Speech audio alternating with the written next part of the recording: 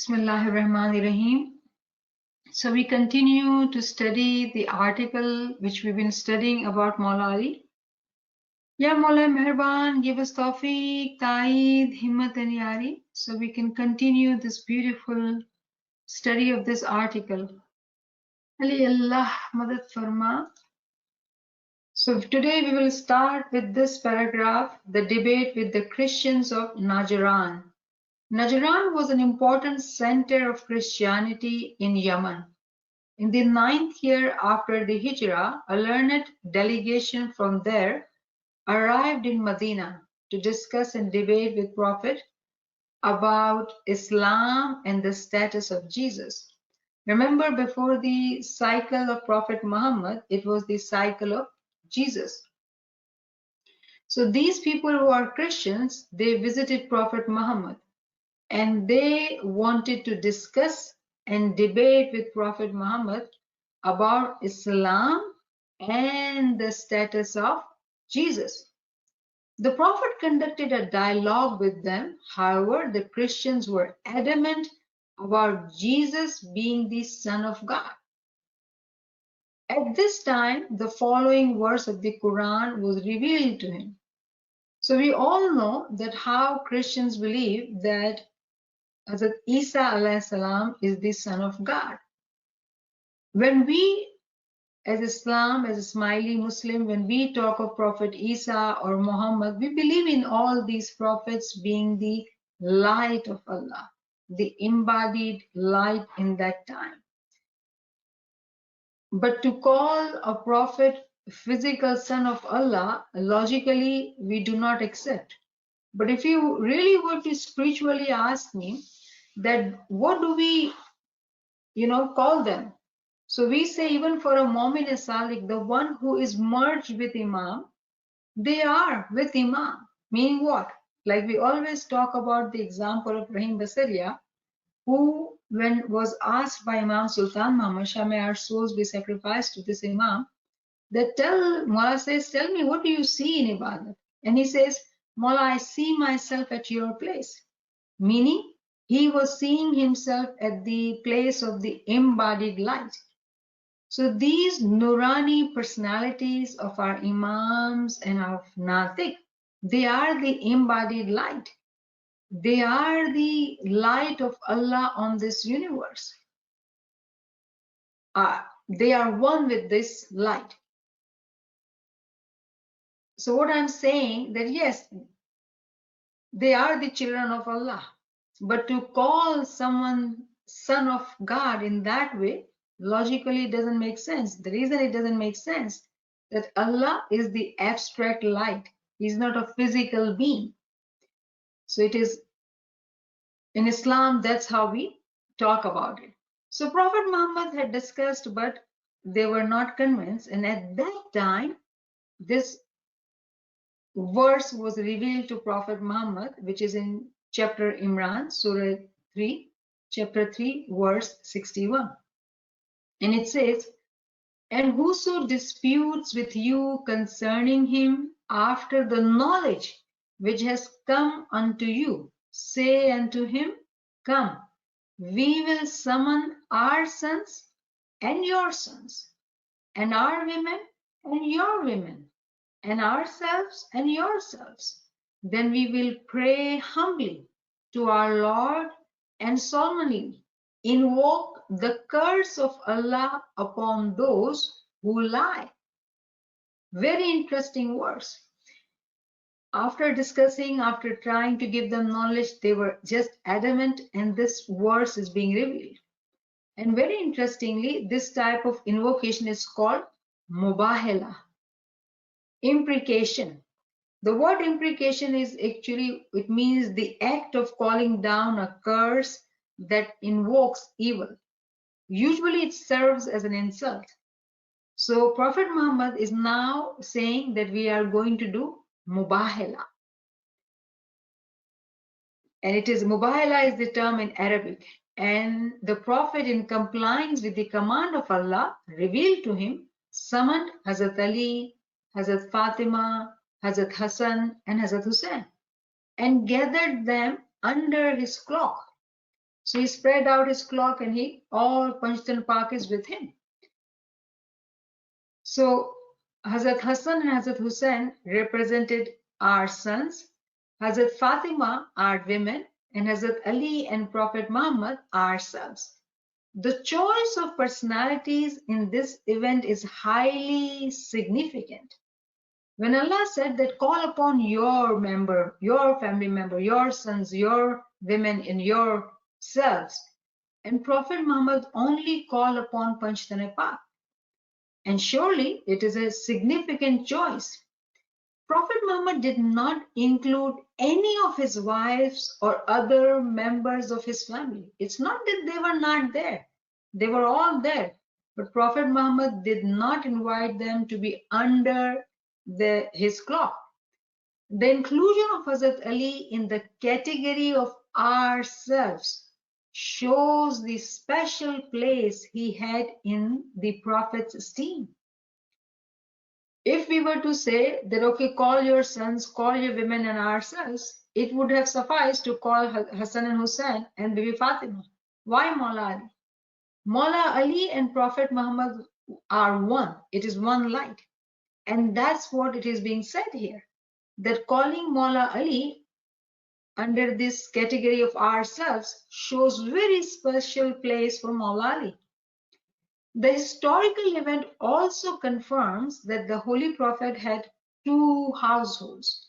The physical Ahl Bayt, which comprised his wives, and spiritual Ahl Bayt, known as Baitune Nabuwat wal Wahi, the house of prophethood and inspiration. So very interestingly, Prophet Muhammad had two households. One was physical household in which his wives were there and other family members, but then spiritual Ahl Bayt was only Panchtan Pak, the holy five personalities. When the Christian of Najran saw that the Prophet had gathered together those most near and dear to him, they lost their confidence and declined to participate in the Mubahala. They chose instead to sign a treaty and pay the jizya, meaning pool tax. Now, it is very interesting to note that at that time, when they were called by Prophet Muhammad to discuss, to do Mubahala, they could not do that. They got scared because they knew that the Prophet Muhammad is the right prophet. When the time changes, new Natik comes on this universe to guide. And there are Bible of James. In the Gospel, it has been mentioned, Prophet's name as Ahmad is going to come. So there are Christians who truly believe in Prophet Muhammad. They know that the Prophet Muhammad is the true prophet, true Natik of Allah. But it is very difficult to say that I am wrong for so many years or centuries and Muslims were right. So they are stuck where they are stuck. Islam is the dynamic religion and it continues. Mawla Ali is the first Imam of this cycle, but the Imamat is continued. And it is only Ismailis who are connected to the rope of Imamat. So anyways, in this article, what we are learning that the Christian, they came to talk to Prophet Muhammad about the status of Jesus. And when Prophet Muhammad was willing to do Mubahala, they refused. But in the whole incident, the point of emphasis is the status of Mawla Ali. That in this situation where it is a difficult task to talk to people, to convince them, and then to do Mubahala, it was Mawla Ali who was chosen to be as ourselves. And that shows the special status, special bond, special place for Mawla Ali in Islam. Then in the next paragraph, we are reading about the expedition to Tabuk and the appointment of Hazrat Ali to deputize for the Prophet in Medina. So Tabuk is the last battle for which Prophet Muhammad had prepared. In the Islamic Muslim army, the number was 30,000. It was the largest army, very strong. It was the last army which Prophet Muhammad prepared and went to Tabuk. And the reason they went to Tabuk is, now this is just the general knowledge, that Roman Empire is known to be the very strong empire in history. But Roman Empire broke down, fell down, and then there were two parts, Western Roman Empire and Eastern Roman Empire. So Western Roman Empire kind of died down, but the Eastern Roman Empire continued further for 1,000 years. And that Eastern Roman Empire are called Byzantine Empire. Byzantine Empire. And they became very strong.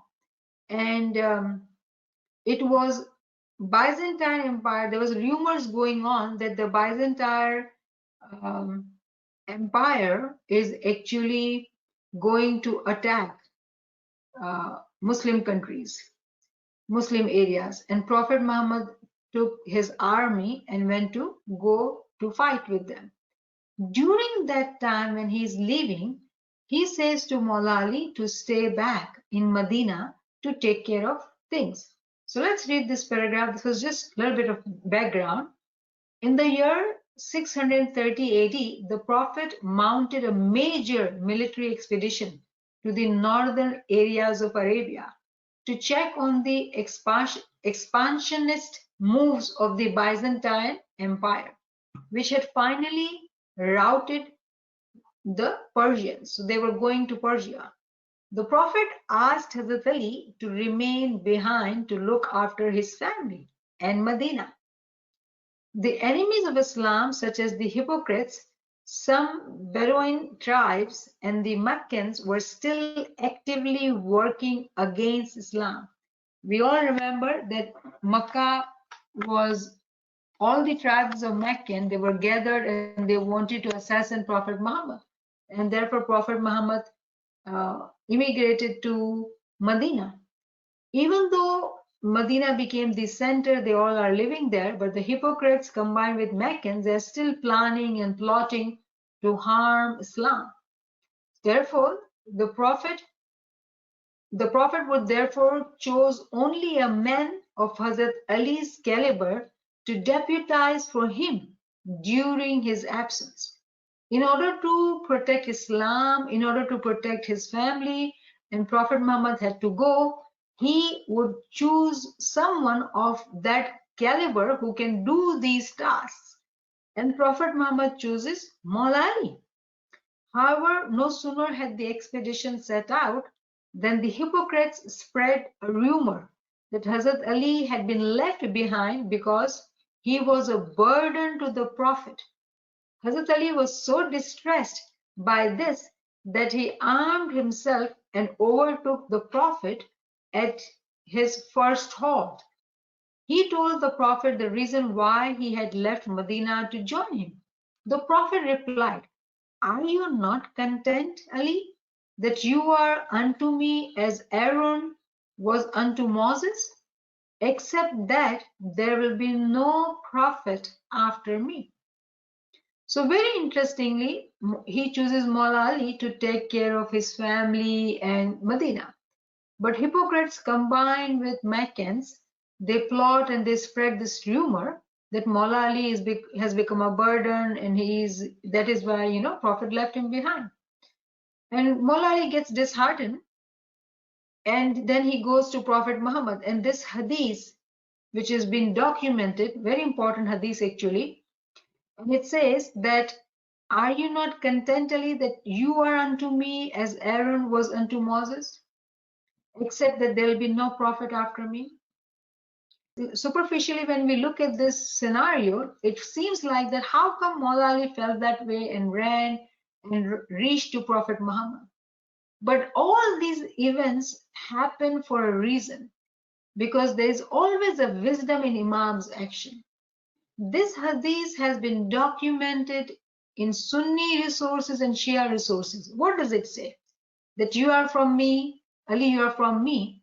and you are to me as Harun was to Hazrat Musa alayhi salam. Very important pillar hadith for Shia Muslim.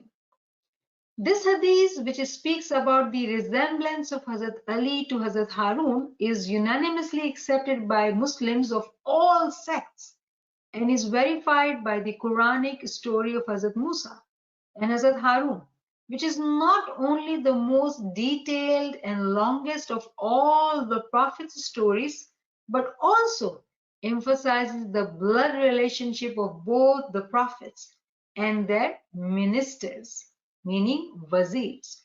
Very interestingly, Hazrat Musa alayhi salam was the Natiq and his Asas was Harun. Harun actually is the cousin brother of Hazrat Musa alayhi salam, who became the Asas. Same condition, situation in Prophet Muhammad and Maula Ali. Prophet Muhammad is the Natiq and his cousin brother Maula Ali is the Asas. So that's the resemblance in this both Natiq and the Asas. Further, it not only demonstrates once again the special bond between them, but it is a proclamation for the future when Prophet Muhammad would declare Hazrat Ali as his successor. Because in this hadith, Prophet very clearly says that there is no prophet after me. Why does he have to say that? Because after Hazrat Musa alayhi salam, there was a Natiq. But Prophet Muhammad is the Khatamun Nabiyeen. He is the last prophet. So there'll be no prophet. But the bond between Maula Ali and the prophet is very special. Why is it special? Because it is through Maula Ali the time of Imamat started. And today even we are sitting in the time of Imamat. The time of Nabuwa has ended with Prophet Muhammad. The Holy Prophet instructed Hazrat Ali to return to Medina, much to the consternation of the hypocrites who had hoped to make trouble in his absence. So Prophet Muhammad, when speaks to Maula Ali and he tells him to go back, why? To take care of Medina and the family, because hypocrites were planning to harm Islam and the family in absence of these two strong personalities. So Maula Ali goes back.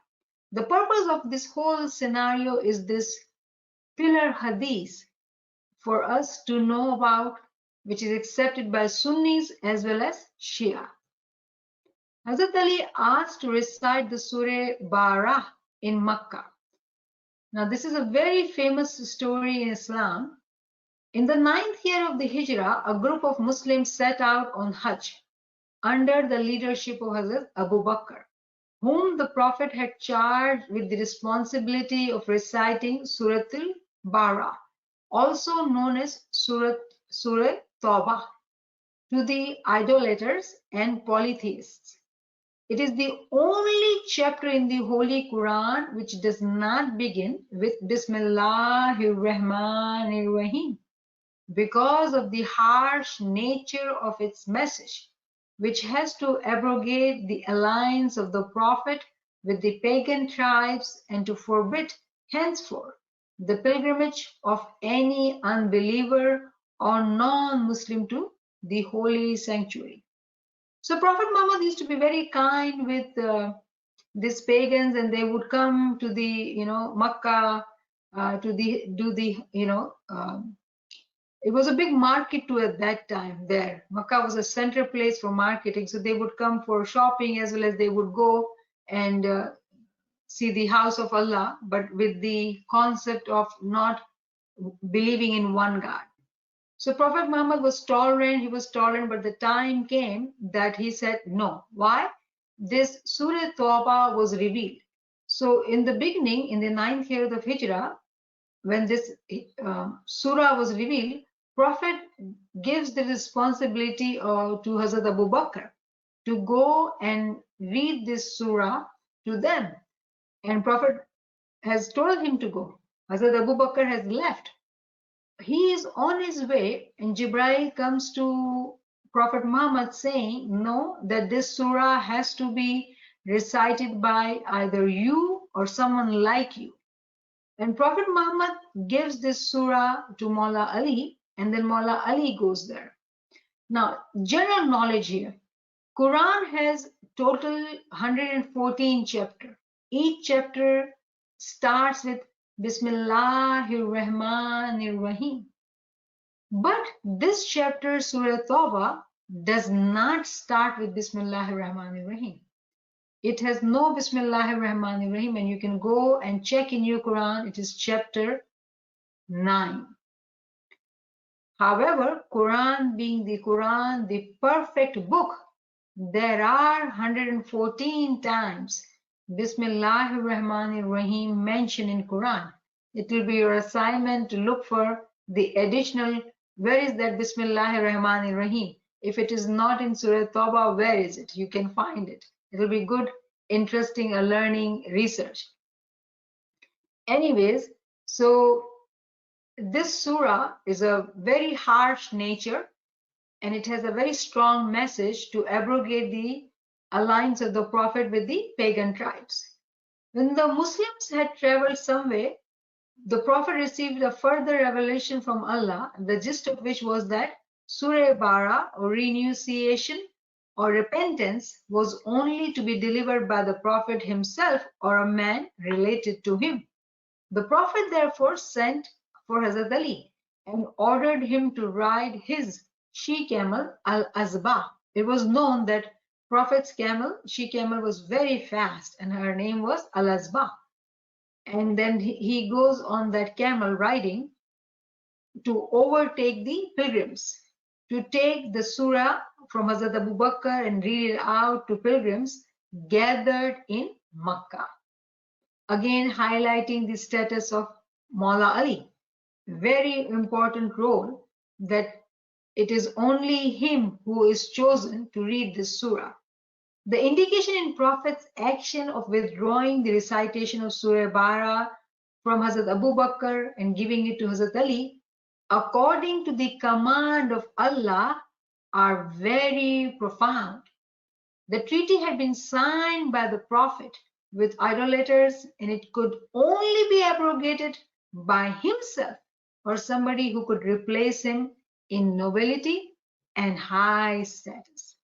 Somebody who had already been on many occasions singled out as his brother, minister, wazir, and vicegerent. So Prophet Muhammad had signed this treaty with these pagan tribes. To finish that treaty, only himself or his brother, minister, vicegerent can go and cancel, abrogate that treaty. The one who has nobility like him has the high status like him, and surely it is Maula Ali. So, summary of prophetic traditions or ahadith related to Hazrat Ali. Now we have understood all these small stories or background from the histories about Maula Ali's bond with Prophet Muhammad. Now we will focus on these ahadith which are related to all these events. The first one is, yes, O Ali, you will be. That is, my vicegerent, my heir, brother, and minister. The above hadith was declared by Prophet Muhammad about 3 years after the revelation started, when in accordance with the command of Allah, he gathered all his near kinsmen at a dinner at his home. Hazrat Ali was only 13 years old at that time. So when Dawat-e-Ashira was given at that time, and Maula Ali was the only young kid who said, I will support you, Prophet Muhammad.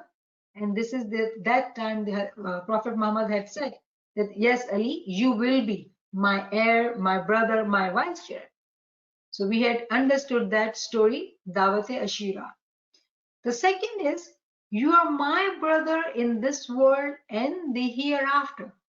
Very interesting. You are my brother in this world and in Akhirat too.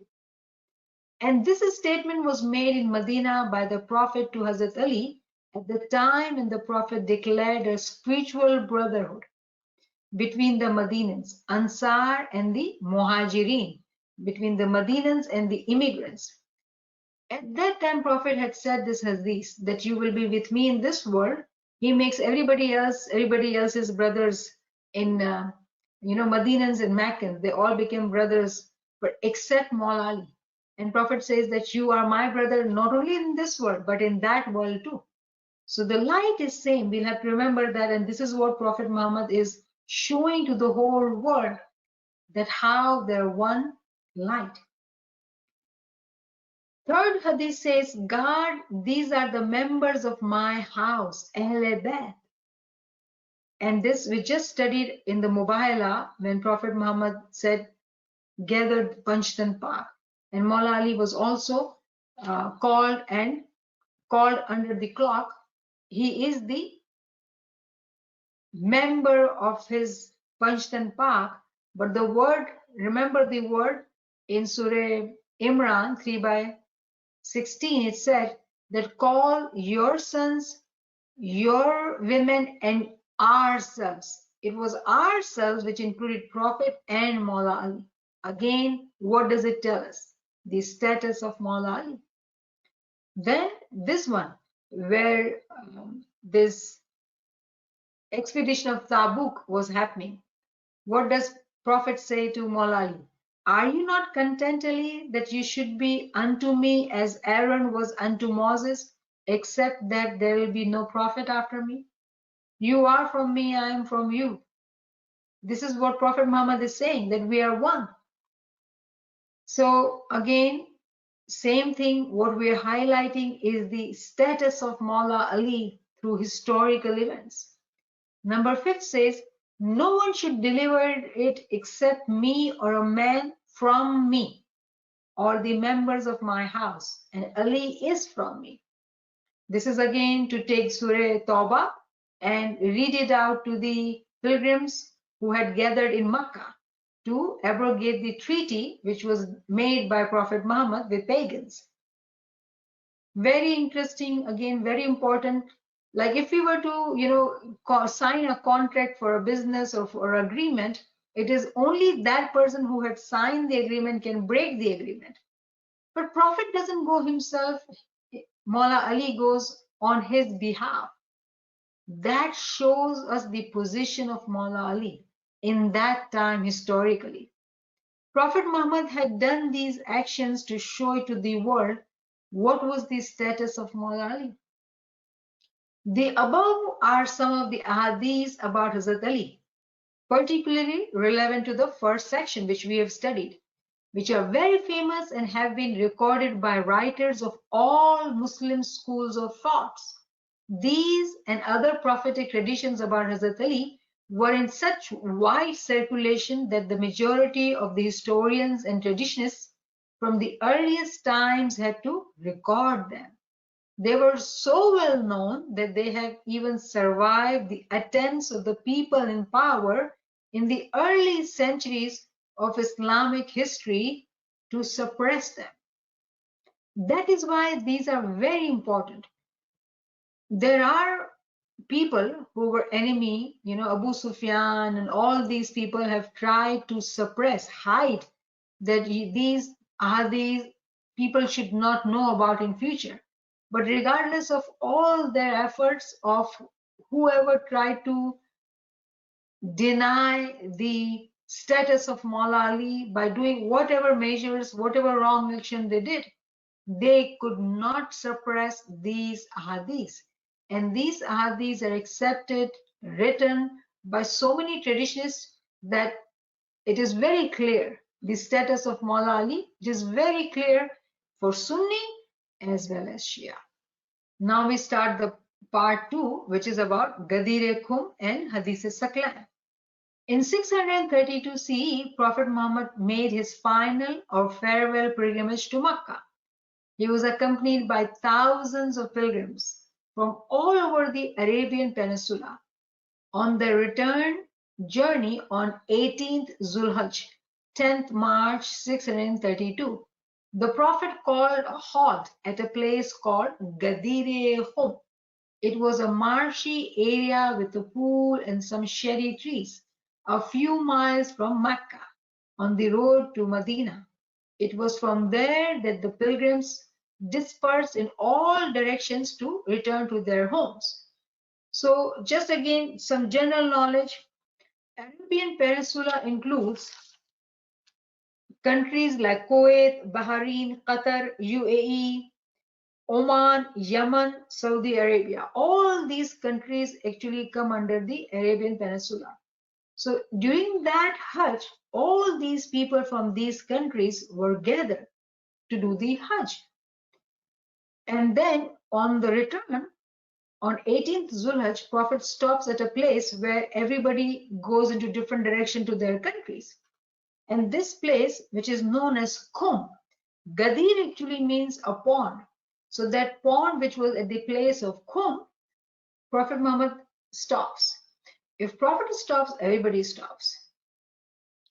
And Prophet Muhammad says that I do want to give you very important news, and which I have received from the revelation. And what he says, revelation is, O messenger, convey that which hath been revealed unto you from your Lord. For if you do it not, you will not have conveyed his message, and Allah will protect you from humankind. Lo, Allah guides not the disbelieving folk. So surely Allah is telling to Prophet to convey the message which he has received from Allah, and he will protect the Prophet from the humankind. Very interestingly, Jalaluddin Suti, he is a Sunni commentator. The word we hear, right? Tafsir. The tafsir written by Jalaluddin Suti, who is a Sunni commentator, and the book he has written is known as Tafsir-e-Durri Manshur.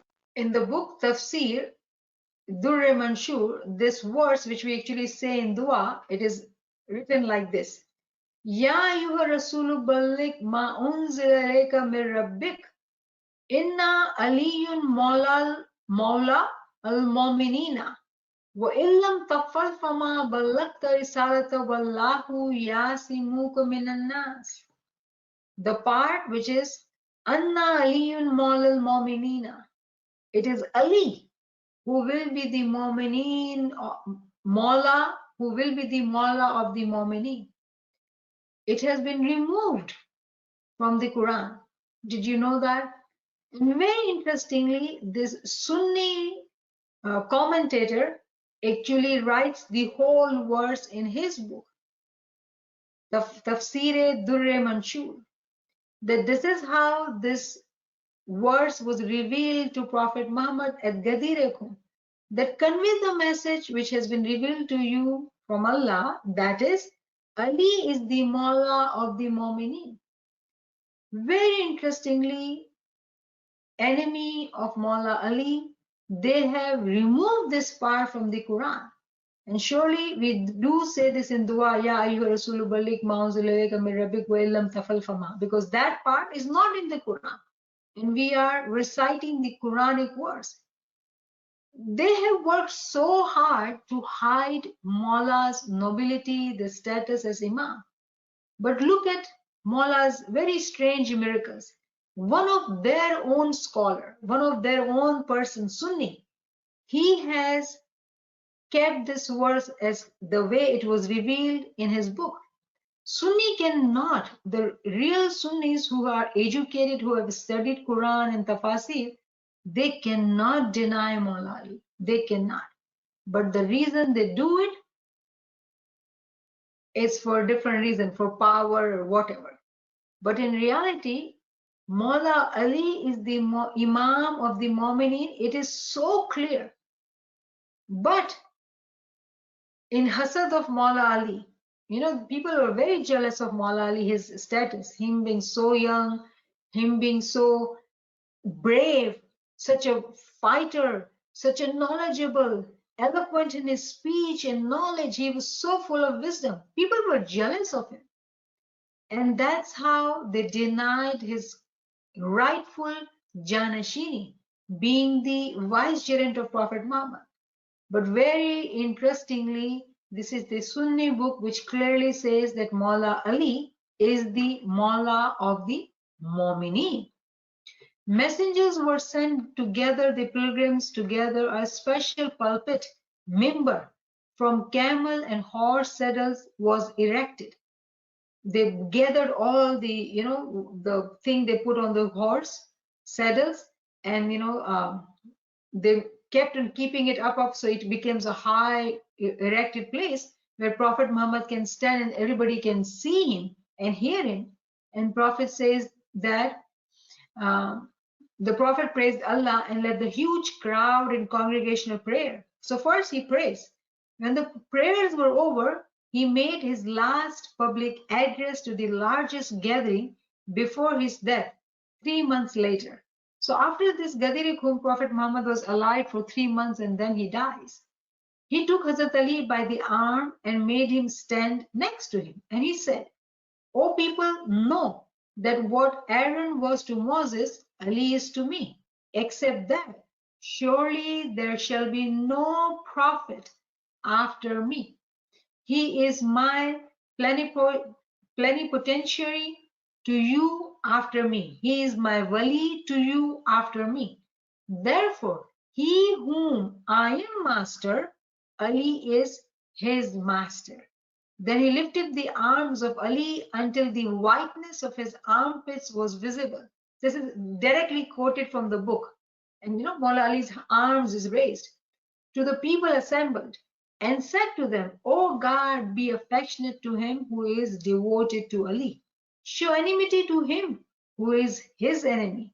Give victory to him who helps Ali, and forsake him who forsakes Ali.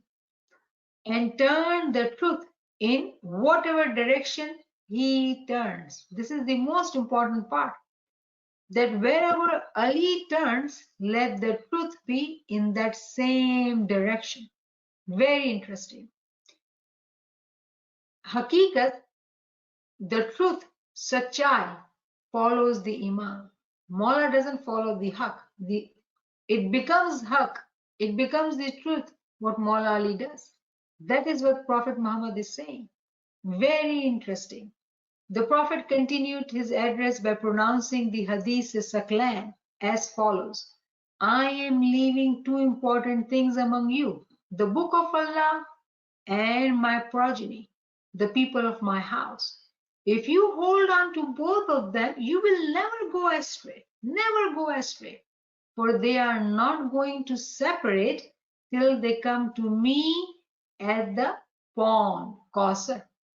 Very important hadith. This is what we studied, we said, in USA for 18 months in Golden Jubilee. In other Jamaats, it was only for 1 year.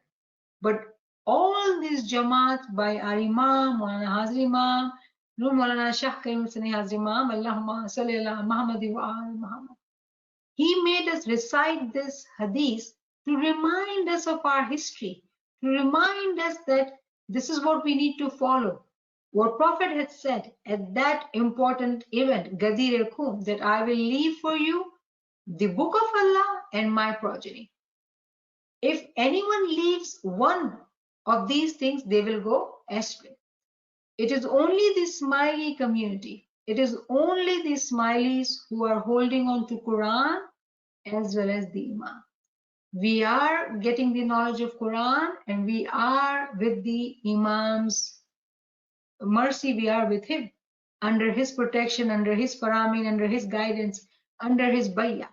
It is the only Smiley community who is following the farman of the Natiq, which was given to Muslims 1400 years ago. How blessed we are. We should be grateful that how blessed we are that 1400 ago the Natiq gave the farman to Muslim. It is only Smileys who are following it.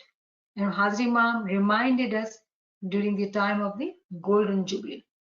Now this is very interesting. We have to finish this. I know it's 9 o'clock, but it's very important to understand. The Prophet ended his discourse by commanding the gathered assembly, including several of his wives, to give bayah to Hazrat Ali. Among us, those who congratulated Hazrat Ali profusely was Umar bin al-Khattab, who is recorded as having said, "I congratulate you, O Ali, today. Hail to you, O Ali! Bravo, bravo, Ali!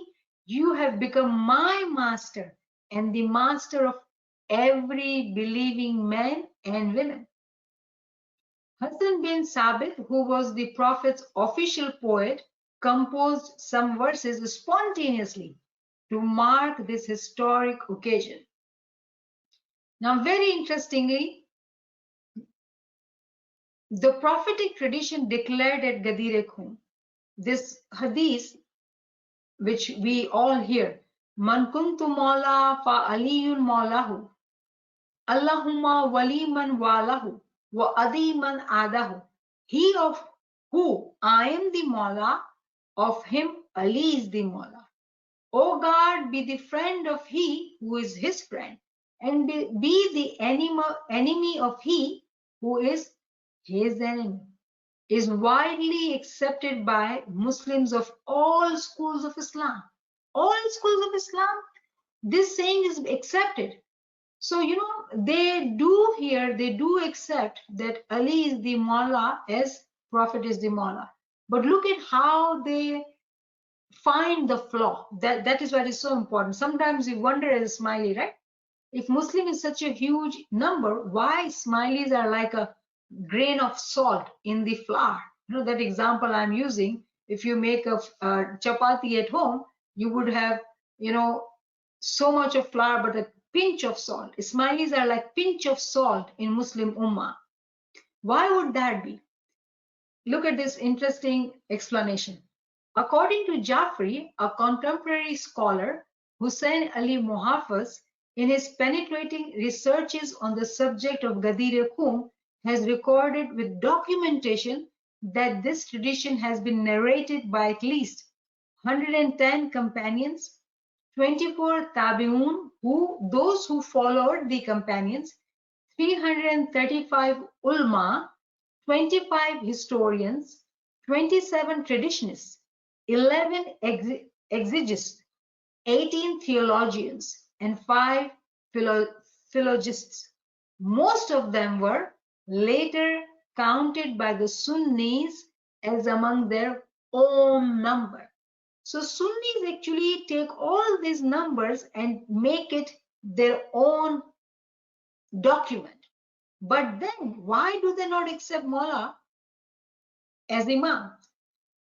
According to the Encyclopedia of Islam, most of those sources which forms the basis of our knowledge of the life of Prophet pass in silence over Prophet Muhammad's stop at Ghadir Khum, or if they mention it, say nothing of his discourse. The writers evidently feared to attract the hostility of the Sunnis, who were in power, by providing material for the polemic of the Shi'is, who used these words to support their thesis of Ali's right to caliphate. Consequently, the Western biographers of Prophet Muhammad, whose work is based on these sources, equally make no reference to what happened at Ghadir Khum. It is, however, certain that Muhammad did speak in this place and utter the famous sentence, for the account of this event has been preserved either in a concise form or in detail, not only by Al-Yaqubi, whose sympathy for the elite cause is well known, but also in the collections of traditions, which are considered canonical, especially in the Musnad of Ibn Hanbal. And the hadiths are so numerous and so well attested by the different isnads, chains of transmission, that it does not seem possible to reject them. So very briefly, this is being quoted from Encyclopedia of Islam, simply saying that they have literally hidden this hadith of Ghadir Khum.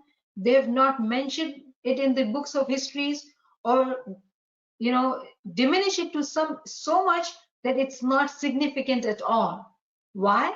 Because of the hasad from Maula Ali. And this guy Al-Yaqubi, he has also mentioned this in his book, in his history. And Al-Yaqubi is known to be the one of the person who was planning to assassinate Maula Ali, to martyr Maula Ali. So all those who were involved in killing Maula Ali, they were the planners, and that's what they did in the history books. They minimized the event of Ghadir Khum, this hadith, so much so that the people who come in the future, they may not learn this fact, this important hadith which Prophet Muhammad said. But such ko aaj nahi hai. The truth reaches to people regardless of what do they do. It is clear from the above discussion that the ahadith of Ghadir Khum are too often cited by reputable historians to be denied or doubted by even the most conservative of Sunni authorities. Because it became so famous, it has been mentioned by so many other people than the formal historians that they couldn't deny it. They could not deny that Maula Ali is the master, designated by Prophet Muhammad himself. Nevertheless, the real disagreement between the Sunnis and the Shia hinges on the interpretation of certain words. So look at this. They could not deny the existence of this hadith. So what did they do? Now they are talking about the interpretation of these certain words. And look at this. This is the interesting part. In the famous declaration, he is of who I am the Mawla, Ali is his Mawla. The word which is interpreted differently is Mawla. Arabic is a rich language in which many words have numerous meanings, including totally opposing ones. The word Mawla has over 20 different meanings, including the opposite ones, Mawla, master, and slave. So Arabic is a very strange language, complex language. Mawla means master as well as it means slave, but it depends on the context where it is. The Sunnis interpret the word Mawla as meaning a friend or nearest kin, and they assert that the whole event of Ghadir Khum was staged by the Prophet simply to exhort the Muslims to hold his cousin and son-in-law in esteem, and additionally to silence the murmurs of protest and criticism of Hazrat Ali, who on the recent successful expedition to Yemen had been extremely strict and scrupulous about the division of the gains. So look at how they are, they're trying to do this.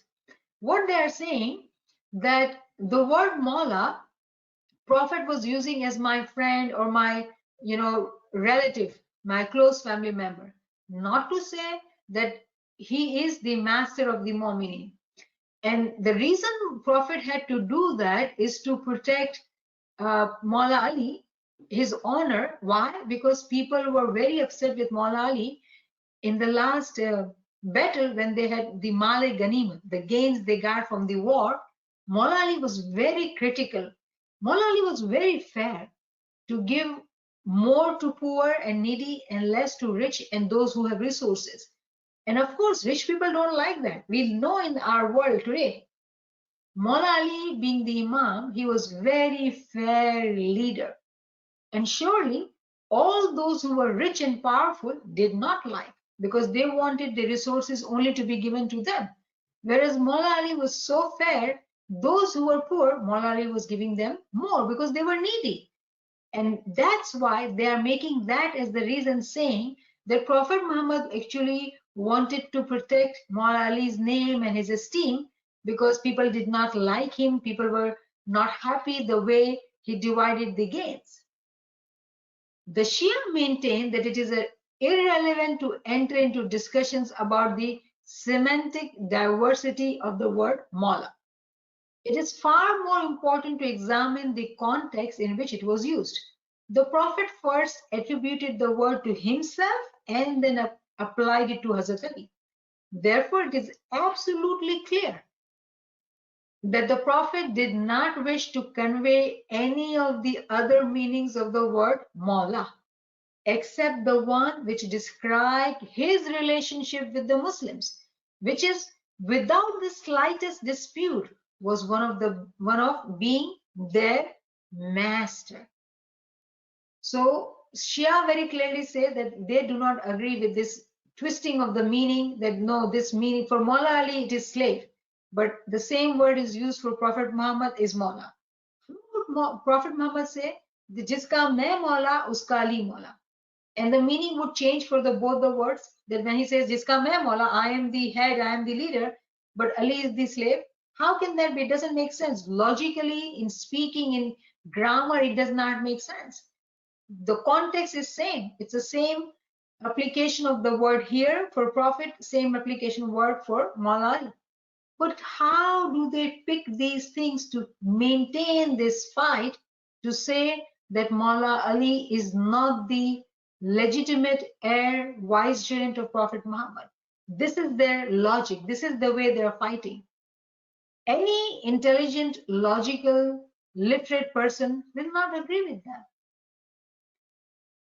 Therefore, it is absolutely clear that the Prophet did not wish to convey any other meanings of the word Mawla except the one which described his relationship with the Muslims, which without the slightest dispute was one of being their master, as affirmed by the Quranic verse 33:6, which states, the Prophet has a greater right over the souls of the believers than they themselves.